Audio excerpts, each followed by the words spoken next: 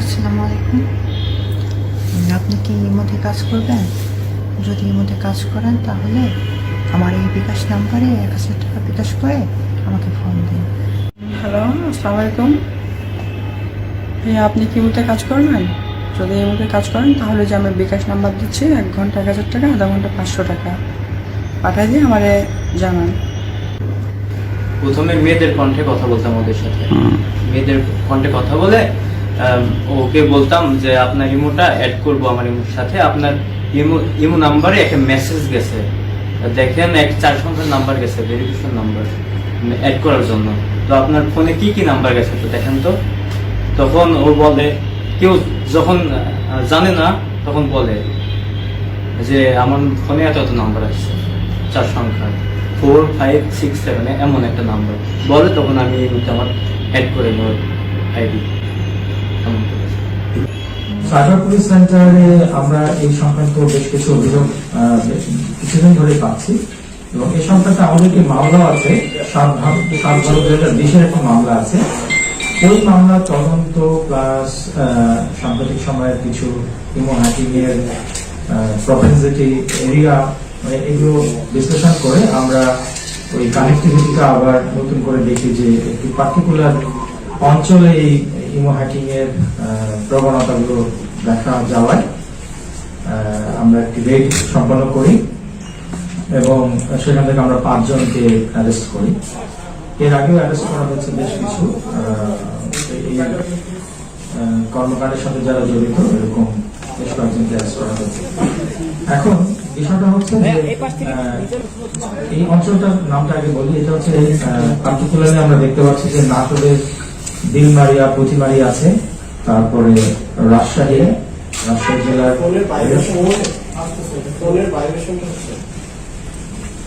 Phone বাজে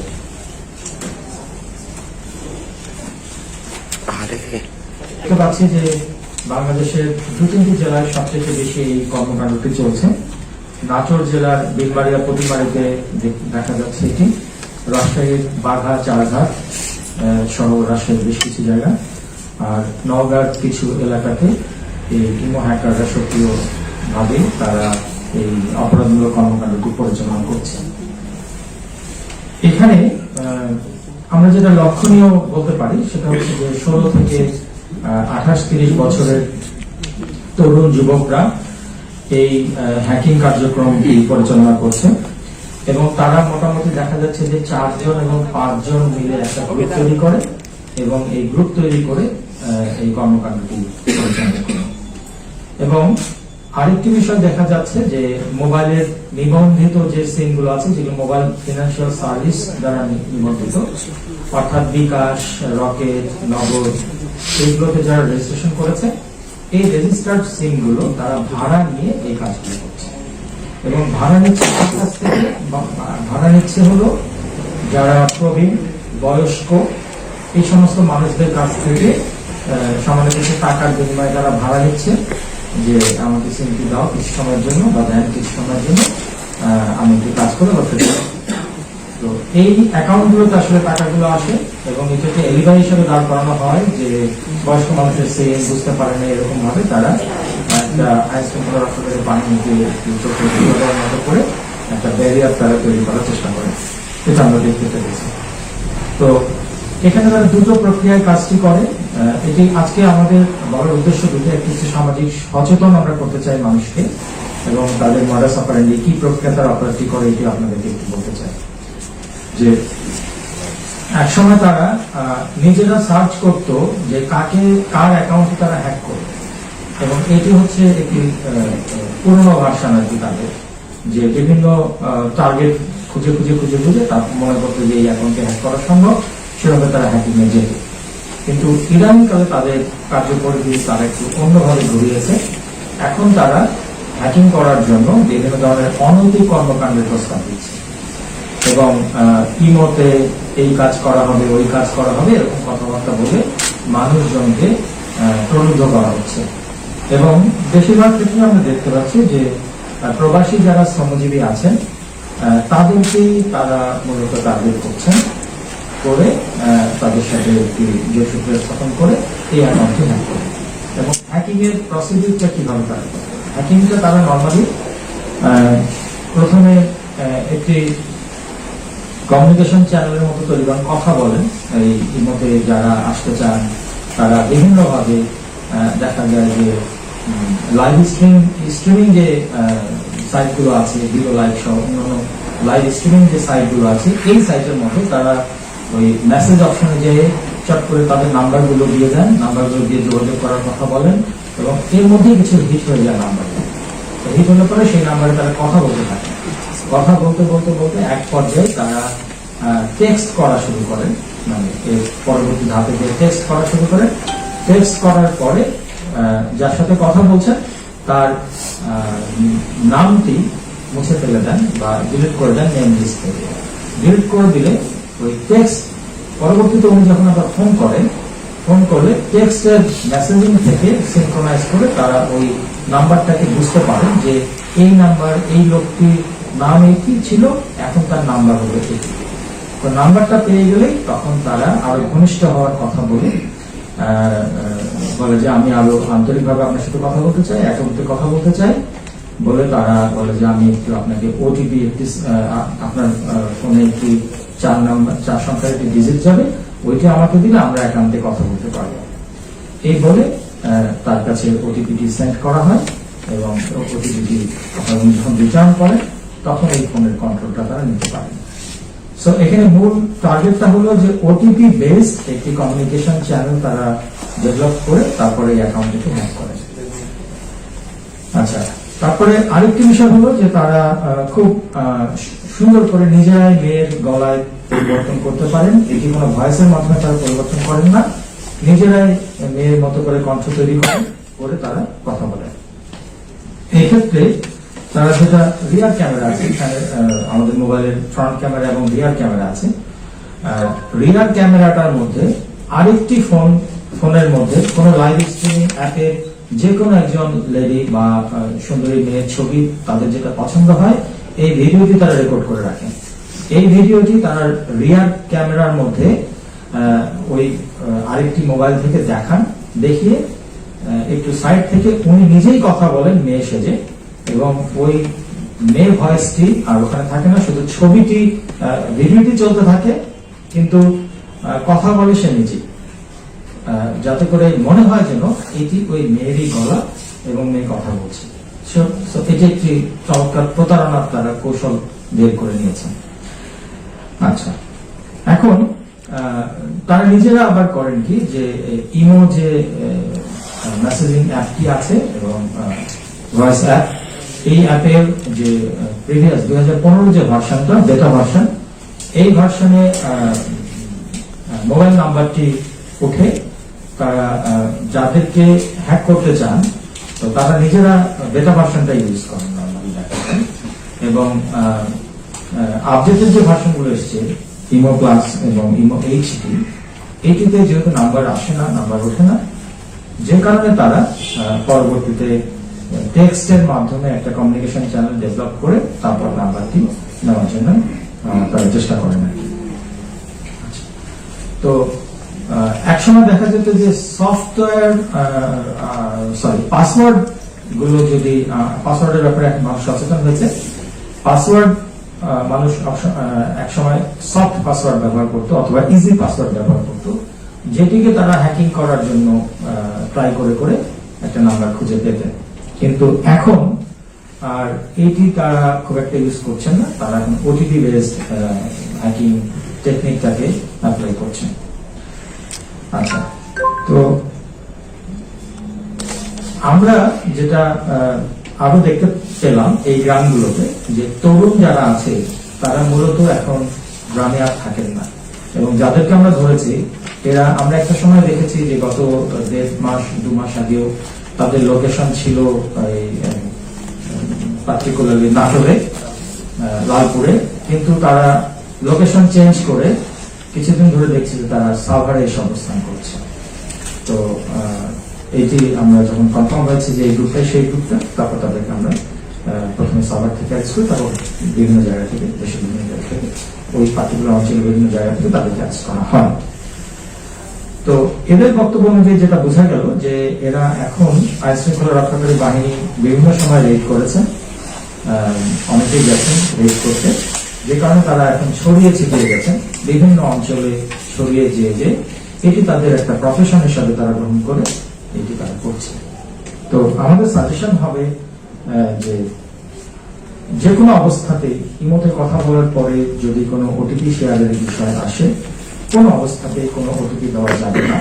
OTP দেওয়া মাত্রই মনে করতে হবে যে এই অ্যাকাউন্টটি আমার হ্যাক হয়ে যেতে পারে বা হ্যাক হয়ে যাওয়ার 99 বা 100% সম্ভাবনা আমি তৈরি করে দিচ্ছি। ওটিপি হচ্ছে একান্ত নিজের ব্যক্তিগত নাম্বার, এটি কোনো অবস্থাতেই অন্য কাউকে দেওয়ার প্রশ্ন নাই। দ্বিতীয় একটি বিষয় হচ্ছে যে সমস্ত সিম আমাদের আছে সেই সিমগুলোতে যদি কোনো টাকা আসার কথা বলে কেউ সিমটি নিতে চায়, যে আপনার অ্যাকাউন্টে আপনার সিমটি একটু দেন, আপনার এই সিমটাতে আমার কিছু টাকা আসবে, এটিও একটি অপরাধ। কেননা আমাদের ডিজিটাল সিকিউরিটি অ্যাক্টের 30 ধারায় আছে যে আইনানুগ কর্তৃত্ব বহির্ভূত ভাবে এই ট্রানজেকশন করা হলে সেটি একটি অপরাধমূলক কর্মকাণ্ড হিসাবে গণ্য হবে। সুতরাং যারা এই বয়স্ক মানুষদেরকে এইভাবে প্রতারিত করছেন তাদেরও সচেতন হওয়ার ব্যাপার আছে, এবং যারা এই কাজটি করছেন তারা অবশ্যই অপরাধমূলক কর্মকাণ্ড করছেন। সিম অবশ্যই কোনো অবস্থাতে অন্য কারো কাজে ব্যবহার করতে দেওয়া যাবে না, এটি একটি অপরাধমূলক কর্মকাণ্ড হিসেবে পরিগণিত হবে। আর প্রবাসী আমাদের শ্রমজীবী যারা ভাইরা আছেন তাদের এই কষ্টার্জিত টাকা, এই টাকাটি এইভাবে প্রতারকদের হাতে পড়ে যেন এইভাবে নষ্ট না হয় সে ব্যাপারে তাদেরকে সচেতন হতে বলবো। এই হ্যাকিং এর যে স্টাইলটা আমরা দেখেছি সেখানে আরেকটু বলার হলো যে তারা যখন অ্যাকাউন্টটা হ্যাক করে, হ্যাক করার পরে তারা চ্যাটিং হিস্ট্রিটা দেখে। চ্যাটিং হিস্ট্রিতে যেখানে টাকার ট্রানজেকশন হয়েছে এই নাম্বারগুলো তারা আইডেন্টিফাই করে বাংলাদেশের মধ্যে বিভিন্ন জনকে বিভিন্ন ভাবে কথা বলে যে আমাকে 2000 টাকা দেন, 5000 টাকা দেন, 25,000 টাকা দেন বলে টাকা নিয়ে ওই নাম্বারগুলো আবার ব্লক করে দেন। সুতরাং প্রবাসী যে সমস্ত আমাদের শ্রমজীবী কর্মজীবী ভাইরা আছেন তারা যখন প্রতারিত হচ্ছেন, একইভাবে তাদের পরিবারের লোকজনও, আত্মীয় স্বজনরাও দেশের মধ্য থেকেও একটা বিপদের কথা বলে, নানাভাবে প্রতারণামূলক কর্মকাণ্ডের কথা বলে তারা কিন্তু টাকাটা এখানে সরিয়ে ফেলছে। আমাদের কাছে এ পর্যন্ত যেটি মনে হয়েছে প্রায় এরা 100 থেকে 150 বা 200 মতো লোক, এই বয়সী তরুণরা ওই পার্টিকুলার 3টি রিজিয়নে তারা এই কাজগুলি করছে। আমরা এদের মধ্য দিয়ে অনেকগুলো নাম ইতিমধ্যে পেয়েছি এবং এটি একটি আমরা ধরে নিয়েছি যে এটি আমাদের বেশ কিছুদিন ধরে আরো এই কার্যক্রমটা চালাতে হবে এটিকে স্টপ করার জন্য। তো আমাদের সচেতনতার কোনো বিকল্প নাই এবং আমাদের কাছে প্রতিনিয়ত এই অভিযোগগুলো আসছে। এই অভিযোগগুলো অ্যাড্রেস করতে গেলে আগে প্রথমেই আমাদেরকে সচেতন হতে হবে এবং ওটিপি বেসড যে হ্যাকিং গুলো হচ্ছে এখান থেকে বাস্তবে ওটিপি আমার শেয়ার করা যাবে না। এবং অবশ্যই যে এবং ব্ল্যাকমেইল করার মতো ঘটনাও কিন্তু এই হ্যাকিং এর মাধ্যমে হচ্ছে। সুতরাং আমার মনে হয়েছে বা আমরা মনে করি সাইবার পুলিশ সেন্টারের তরফ থেকে যে আমাদের সাইবার সাপোর্ট সেন্টার যেটা 24 ঘন্টা খোলা থাকে, এখানে আমরা বেশ কিছু অভিযোগ বেশ কিছুদিন ধরেই পাচ্ছি ইমো হ্যাকিং সংক্রান্তে। সুতরাং আপনাদের মাধ্যমে আমরা জনসাধারণকে একটু সচেতন করার যদি প্রয়াস আমরা সম্মিলিতভাবে গ্রহণ করি তাহলে অবশ্যই মানুষকে আমরা কমফোর্ট জোনে নিয়ে আসতে পারবো। ধন্যবাদ সবাইকে। আচ্ছা, ওই এলাকাটা হওয়ার কারণটা কি? মানে নাটোরের লালপুর, রাজশাহী, দিনমারিয়া ওই এলাকাটা, মানে ওই এলাকায় প্রাদুর্ভাব হওয়ার কারণ কি হ্যাকারদের? এইটি একেবারে স্পেসিফিক বলা সম্ভব না যে কেন হয়েছে।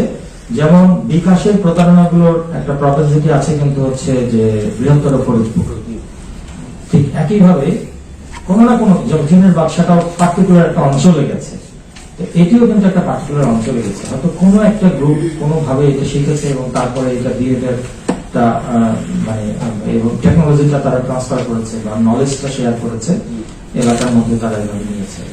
এরা কি করতো আগে? মানে এরা কি পড়াশোনা করতো না? খুব ইন্টারেস্টিং। এইগুলো কিন্তু খুব 2-1 জন ছেলে আছে বেশ কম বয়সী, মনে হচ্ছে 16 বছর বয়সের মতো, আমরা একটু চেক ব্যাক করে ফাইনালাইজ করতে পারবো বয়সটা। আচ্ছা, তো কি বলছেন আপনার বয়স? মানে কি করতো এরা, মানে ও। পড়াশোনা করতো না এরা পড়াশোনা করতো এবং তারা এই টাকা দিয়ে কি কি করেছে এটাও আমরা যখন দেখতে চেয়েছি, দেখা যাচ্ছে যে তারা নেশাতেই বেশি টাকা নষ্ট করেছে।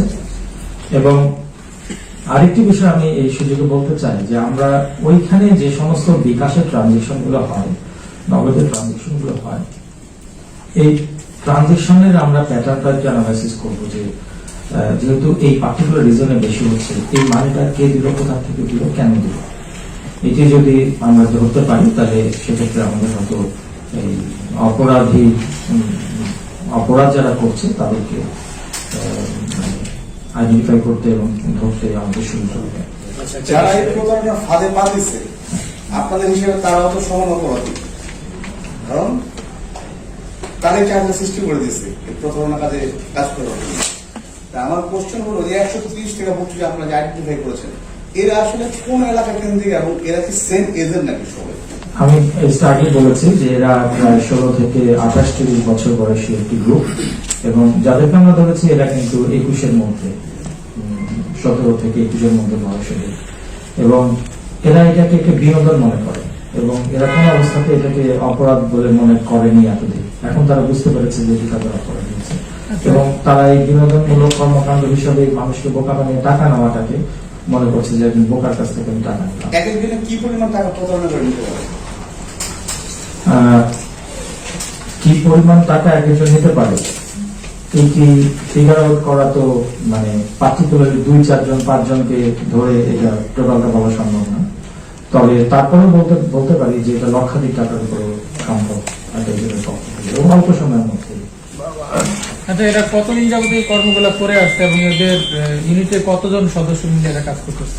আমি আগে বলেছি যে এদের সদস্য এই নেক্সাসে 150-200 মতো লোক আছে এই গ্রুপে, বা এদের যে পরিধিটা আমরা দেখতে পাচ্ছি।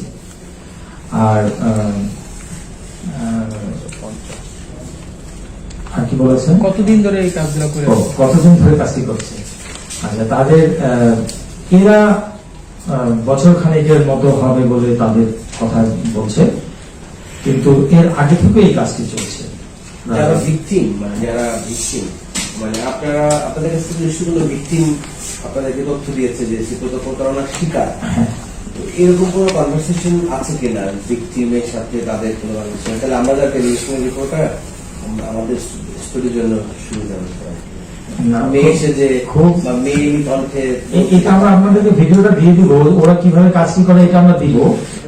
কিন্তু খুব ইন্টারেস্টিং হলো যে যারা এখানে ভিক্টিমাইজ হন, প্রথমত ওই ভাই প্রথমে বলেছেন যে ওনারা স্বীকার করতে চাচ্ছেন না বা চান না, কারণ উনি নিজেই তো এই রকম কর্মকাণ্ডে জড়িয়েছেন। আচ্ছা, যে কারণে ওনারা স্বীকার করতে চান না, এই সুযোগটা নিয়েই তারা এই কাজটি কিন্তু করতে উদ্যত হন। একটা বিষয় সেটা হচ্ছে যে যেহেতু এটা পার্টিকুলার একটা অঞ্চলে বা বেশ কিছু এলাকায় আপনারা পেয়েছেন, তার মানে এই যে যাদেরকে আপনারা ধরেছেন তারাও কোনো ব্যক্তি বা কারো না কারোর মাধ্যমে প্রশিক্ষিত হয়েছে বা ট্রেনিং নিয়েছে, সেই তাদের কাউকে পেয়েছেন কিনা? আরেকটা হচ্ছে যে তাদের প্রযুক্তি সম্পর্কে কোনো জ্ঞান আছে কিনা? আপনি যেটা বলছেন একটা ভালো প্রক্রিয়ার মধ্যে দিয়ে গিয়ে আসলে আচরণ, আলোচনা, তারপরে তাকে কনভিন্স করে বিশ্বাস অর্জন করে মূলত ওটিপিটা নিতে হয়। বিষয়টা আসলে পেয়েছেন কিনা বা তাদের প্রযুক্তি জ্ঞান এর সম্পর্কে? সঙ্গে আরেকটু বলে যাবেন যে টার্গেট পিপল কেন প্রবাসী? প্রযুক্তি জ্ঞান অবশ্যই তাদের আছে, তারা লেখাপড়া জানা একটি গোষ্ঠী, তাদের প্রযুক্তি জ্ঞান আছে। এবং প্রযুক্তি জ্ঞান যদি না থাকতো তারা এই ইমো বেটা, ইমো প্লাস, ইমো আপনার এইচডি, এই জিনিসগুলো তারা জানতোই না বা এই কথা বলতেই পারতো না আমাদেরকে, তারা অবহেলায় বলছে।